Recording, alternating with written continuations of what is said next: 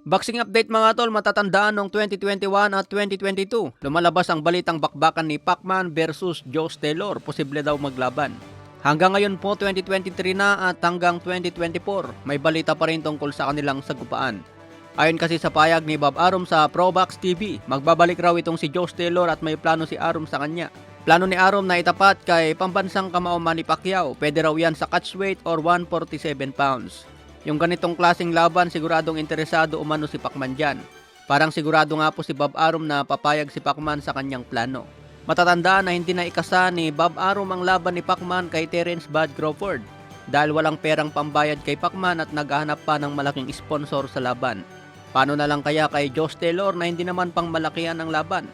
Maliban na lang siguro kung may handang gumastos at oferan si Pacman ng maraming milyones. Huling laban nga po ni Josh Taylor, natalo pa kay Teofimo Lopez. Ngayon nagbabalak ng umakyat si Taylor sa 147.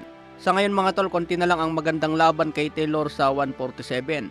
Malabo na rin na papalagan siya ni Crawford dahil big fight ang inahabol ni Crawford. Kung itapat naman si Taylor kay Jaron Ennis, mahabang negosasyon pa yan dahil hawak ng PBC promotion si Ennis. Kung sakaling ituloy ni Bob Arum ang plano na ipalaban kay Pacman, marami kayang magkakainteresado sa laban. Kagagaling lang kasi sa talo itong si Josh Taylor at naagawan pa ng titulo. Maganda sana laban para kay Josh Taylor, sagupain niya si Devin Haney at si Ryan Garcia sa 140 pounds.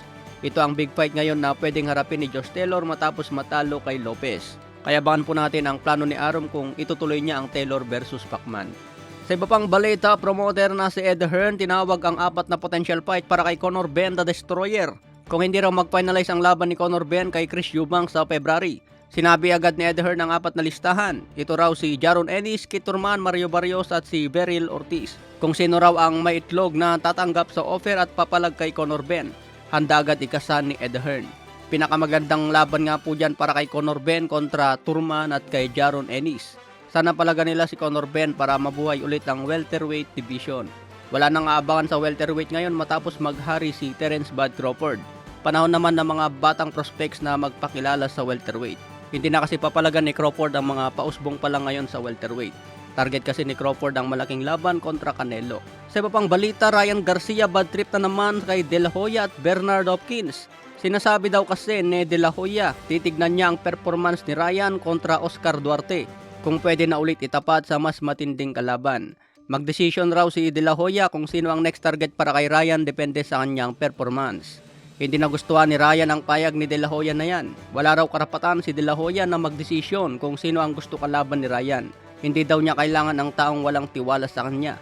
Kaya nagbabalak si Ryan ngayon na kumalas kay Oscar. Siya na lang daw kasi ang natitirang superstar ng Golden Boy promotion pero wala pang tiwala sa kanya. Kaya bad trip ngayon si Ryan Garcia kay Oscar.